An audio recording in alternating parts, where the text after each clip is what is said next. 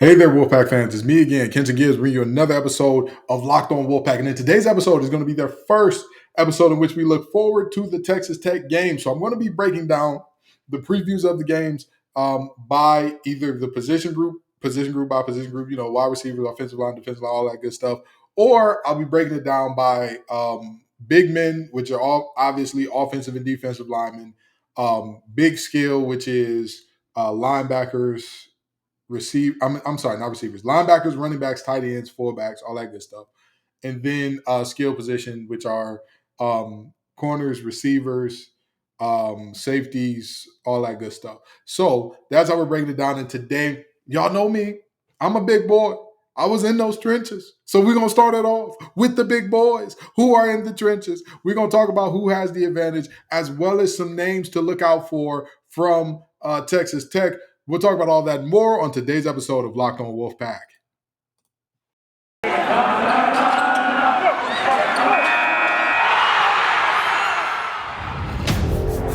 You are Locked On Wolfpack, your daily podcast on the NC State Wolfpack. Part of the Locked On Podcast Network, your team every day.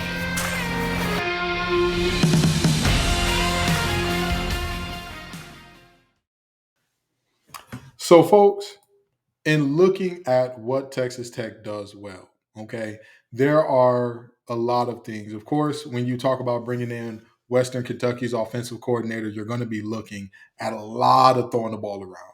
Even though McGuire wants to run the ball a little bit, Joey McGuire being their head coach, he wants to run the ball a little bit, and they have two phenomenal backs. They're going to want to spread the ball out even with Shaw hurt. So the question becomes, who has the better units as far as these units go? Now, I will say this. If I am looking at Texas Tech in terms of who they are, what they're bringing back, all that type of stuff, they're bringing back a decent amount, or they have shown a decent amount of very good pass protection this year so far. Like there's no mistaking that. There's no faking the funk there. They have shown the ability to play very well in terms of holding up against really situations where boxes are overloaded against them or whatever the case may be, because number one, the run and shoot gets the ball out like that, but also they're very good technicians. They're good technicians, okay?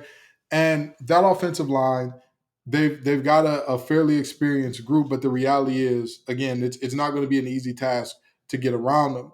But when you look at our offensive line, you're looking at one of the most experienced groups in the nation, period. There is no way around that. There is no way to talk about, there's no way to talk about this offense without talking about their ability to, there's no way that you can talk about our offense without talking about this offensive line's ability to be really, really good in terms of both pass protection and in the run game. Yes, we've seen Demi Sumo go absolutely ballistic in terms of making things happen after contact. However, for the most part, we're not seeing him get jammed up in the backfield a lot, except, of course, in those very bad 3rd and 1 and 4th and 1 moments against ECU. We're not going to make no excuses. We're not going to go around it. We're going to go through it on this show. And the reality is, other than that, we haven't seen much in terms of anything that our offensive line has done poorly. But now back to Texas Tech's offensive line. Like I said, they've got a mix of things going on there. They've got some very young players. They also have some guys who have played a ton of snaps. If you're looking at Weston Wright, he's played, I want to say, like he's been there for 3 or 4 years, been playing a ton of games. And Caleb Rogers, their left tackle as well. Again, another guy that has played an absolute ton of games. Their youngest guy, their most inexperienced guy that's starting on the offensive line is, I believe, Monroe Mills, the right tackle. But again, this is a group that they're losing 3 of 5 from last year. However, they do have some guys who, they're supposed to be good. This is not an offensive line that anybody's expecting to be just god-awful. And, this is going to be a very easy time for NC State to walk all over them. This offensive line has looked good so far. They've looked good so far. There have been some questions about their run blocking, but that's always going to be the case in these types of offenses. Always going to be questions about the run blocking in these types of offenses. However, they have looked good in pass protection. But the same thing that I'm about to say about NC State also goes to Texas Tech. NC State has not seen a defensive line like what they're going to see Saturday evening. They haven't. That's just the reality. They haven't. It has not happened to this point. So when you get to that point and you say, well, this team needs this type of challenge, it's going to be a very interesting time to see which group are you really in terms of our offensive line, because they were very good in converting in third and short, fourth and short, all that against Charleston Southern, but it's Charleston Southern. It's Charleston Southern. You will not see some of the ball players that you're going to see from Texas Tech, Tyree Wilson in particular. You will not see one of those on Charleston Southern's roster. I don't think Charleston Southern has ever had a player like a Tyree Wilson. Tyree Wilson is an outside linebacker, defensive end hybrid. We'll get to him in the next segment. He plays for Texas Tech. But now, the reality is this will go a long way in determining who our offensive and defensive line really are to me, because you're playing against two teams that don't exactly have the same level of talent to start off the season. And don't get me wrong, both units, offensive and defensive line, I don't think that either unit has had a bad performance yet this season. I don't. Totality wise, I don't think they had a bad performance. I do think that it's troubling to not be able to convert third and one and fourth and one, but also if you look at the circumstances under some of those, like a team going heavy blitz and you're going shotgun on fourth and one, like, and I know everybody wants to say, oh, you should be able to go shotgun. Listen, I know that we've seen teams squat at that. It's not the optimal way to do so, right? It's just not it's not the best way to go about it. So we're going to see going forward, what is our offensive line? And also, Texas Tech fans are going to find out a lot about their offensive line, because we already know how Tony Bennett's coming. We already know how Tony Bennett is coming. It is going to be downhill, no frills, all gas, no brakes, because that's what this 3-3-5 is about. It's about creating chaos. It's about doing all the things in terms of creating chaos for your opponents by reestablishing the line of scrimmage via blitzing and via movement and all that good stuff. That's just the reality. That's just the reality of what we're looking at in terms of what we're going to see for if you want to win this game and if you want to do all the things that you want to do in the season. And this game is extremely important from the standpoint of we have not seen NC State win Power 5 games or out of conference Power 5 games. So regardless of whether or not you believe that this is a big game, first of all, in the grand scheme of this season, every game is a big game. If you want to get to where this team wants to get to where everybody's talking about this team could possibly be, every game is a big game. Every game. Every game is a big game. I don't care what you say about it or how you say it. Every game is a big game. So our offensive line needs to show up, and the biggest guys on the field need to have a big game as well.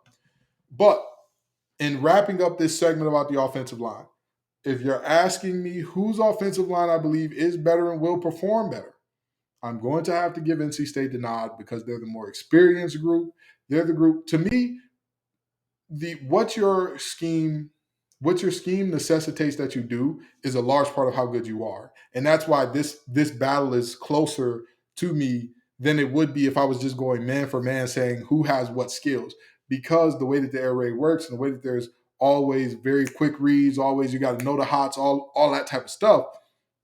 Because that is the case, this Texas Tech offensive line is not bad at that. They're not bad at, hey, we've all got to cut and make sure he's got 2 seconds in somebody's putting their hands down so there's an open passing. They're not bad at that. They're not bad at, vertical 45 seconds. They're not bad at that. But all of the things that NC State asked their offensive linemen to do, again, I've seen them done well. I have not seen this offensive line unit have a bad game in any regard in totality of the game. Again, moments, yes. The as I've already talked about, the short yardage, yes. Have not seen an entire bad game out of this unit. So that's just my belief there. And I'm not trying to gas this offensive line up. I'm just saying. And speaking of gas, I got to talk to you all about the Upside app. From cringing at the pump to getting an eye-popping check at your favorite restaurant, inflation is hitting us all where it hurts, and it really hurts. That's why I started using Upside. Upside is an incredible app for anyone who buys gas, groceries, or dines out. With every purchase, I'm earning cash back thanks to Upside. Trust me, I'm a Shell gas guy, and that's I use it there, and it works just about everywhere. To get started, download the free Upside app and use promo code LOCKED and get $5 or more cash back on your first purchase of $10 or more. Next, claim an offer for whatever you're buying on Upside. Check in at the business, pay as usual with credit or debit card, and get paid. In comparison to credit card rewards or loyalty programs, you can earn 3 times more cash back with Upside. Upside users are earning more than $1 million every week. That's probably why they have a 4.8-star rating on the App Store. Download the free Upside app and use promo code LOCK to get $5 or more cash back on your first purchase of $10 or more. That's $5 or more cash back on your first purchase of $10 or more using promo code LOCKED. So now we've got to get into the defensive line. We've got to get into the slightly less big and slightly less uglies, okay? When I'm looking at both of these defensive lines and when I'm looking at both of these fronts, I'm looking at two fronts that they're both very talented. As I've already talked about, we know about what we have in terms of Darden and all of those things and all the guys that we have up front, Savion Jackson, etc. We know about those guys. We know about them. There's no confusion there. But I've got to talk to you about this Texas Tech team because they run a 3-4 scheme where they're going to have some very, very big guys in the middle. And then after those very, very big guys, you're going to be looking at some edge rushers that are one in particular that I know for a fact he's going to go on to make himself just a ton. And when I say a ton, I mean a ton of money. So in the middle, when you're looking at some of the guys who play a lot, like a Sincere Massey or a Blake Burris, you're looking at guys who have shown the ability. I'm sorry, Jalen Hutchings is another one that he's been experienced. He's done great things there as well. But you're looking at guys who have shown the ability and propensity to stop the run. Texas Tech has never had a problem in terms of stopping the run, at least for these past couple of years. The defense has performed well in their run defense and in the fact that their linebackers are by and large very downhill folks, very downhill, very similar to NC State in that their guys are doing their best work when they're coming downhill. However, the difference between their linebackers and ours is when you ask them to backpedal, when you ask them to dropping a little bit of zone coverage, maybe do a little bit of man coverage. I mean, get a little dicey. But we're not talking about the linebackers today. We're talking about the defensive line. So the reality is, like I've already talked about, Jalen Hutchings is a guy that's played a ton of ball there. He is a very, very stout guy at that nose tackle position. He's listed at 6 feet. I don't know about that. I don't know if he's exactly 6 feet, but he is every bit of 300 pounds. And the young man anchors down very well in terms of stopping the run. But the guy that I wanted to talk to you all about is Mr. Tyree Wilson. He's a defensive end, outside linebacker, rush linebacker type of guy. Whew, he may be a problem. He may be a problem. For the minute that he stepped on Texas Tech's campus, he's been very good at rushing the passer. He's 6'6", 270, 280 pounds. He is an absolute menace coming off that edge. However, the thing that used to be easily exploited about him, he couldn't stop the run to save his life. He couldn't drop his butt, anchor against the run. You could bet the house on it. He was going to get kicked out. He was going to go wherever that tackle, wherever that tight end wanted him to go. Ladies and gentlemen, this season so far, and granted, they've played Houston, and I can't remember the other team they played, but they haven't played really great teams so far. He's generated 16 pressures, and he's looked good against the run. So he's a guy to keep your eye out for that could be problematic for NC State. He's a guy and I'm going to tell you this: the ability to rush the passer out of Texas Tech is definitely a little concerning. Anybody that tells you that that's not concerning to them, I would like to know why. I very genuinely would like to know. Hey, buddy, what do you know that I don't? What's going on here? Because I'm telling you, the boy is a stud. There is no ifs, ands, or buts about it. He's a stud. So when I look at how do you negate what he does, or how do you slow down what he does, I think the answer is pretty simple. Throw a balanced attack at him. Demi Sumo having a good game and all that is going to be important. Our offensive line playing well, moving these guys around is going to be important. I think that that's a battle. Our offense running the ball versus their defense stopping the run. It's a battle of strength on strength. It really and truly is. But this is a moment where I say, if you want to be champions, if you want to be great, if you want all the things that you say, you're going to have to do things. You're going to have to impose your will on teams. And sometimes those teams are going to be good at what you're wanting to impose your will on. Yes, their secondary is a lot more vulnerable in terms of pass coverage than their front seven is against the run. But at the end of the day, if you allow their defensive line and their outside rush ends to tee off and just say, "Hey, it's a boat race. We're go tee off on the quarterback. We're not worried about them running the ball." Devin Leary's in for a long night. He's going to be in for a long, long night. Now, if you keep the offense mixed up, if you keep these guys not knowing what's coming, if you have a situation where you're ending up in third and shorts and second and shorts, or whatever the case may be, then you'll be in a better position. If you're in a position where you're running the ball effectively enough, not saying that you have to be world beaters and that the combination of Houston and Sumo need to rush for 250 yards. All I'm saying is there has to be a consistent ability to run the ball there. There has to be that consistent threat, because once that goes out of the door, I've seen our offensive line play well so far, but like I said, they have not played this caliber of defensive line.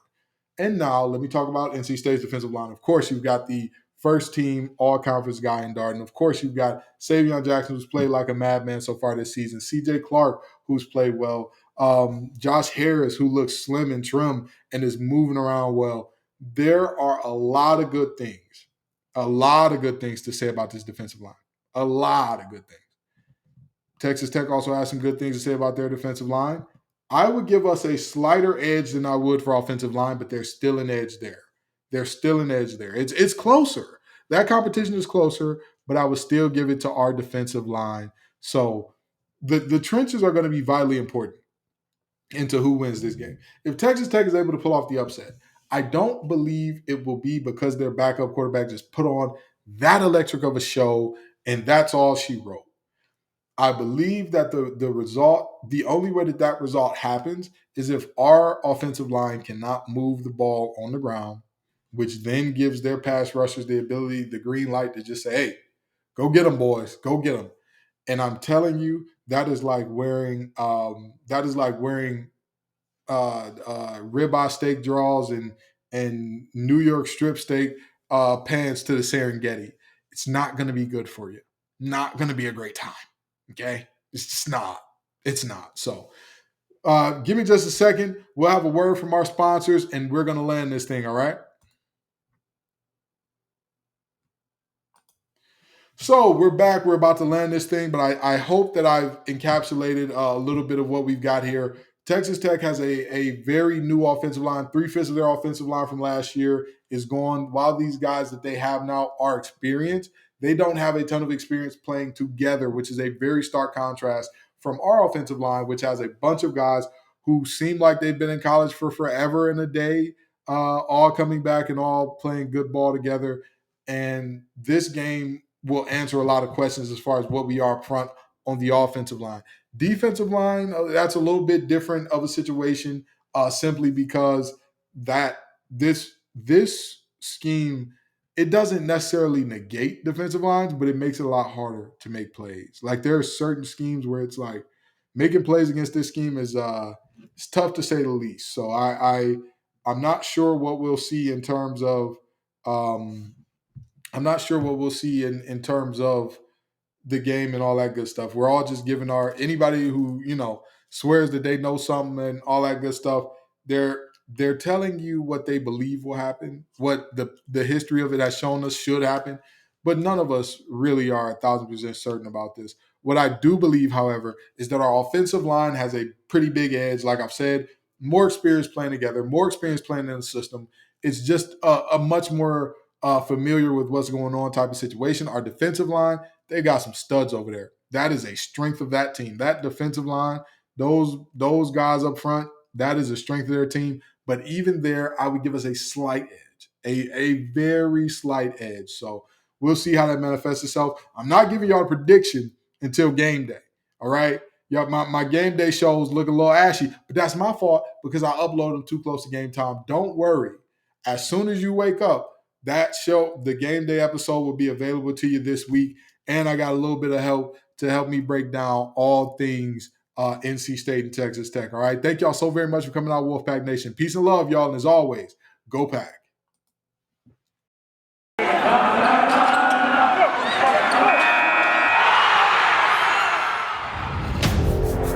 You are Locked On Wolfpack, your daily podcast on the NC State Wolfpack, part of the Locked On Podcast Network, your team every day.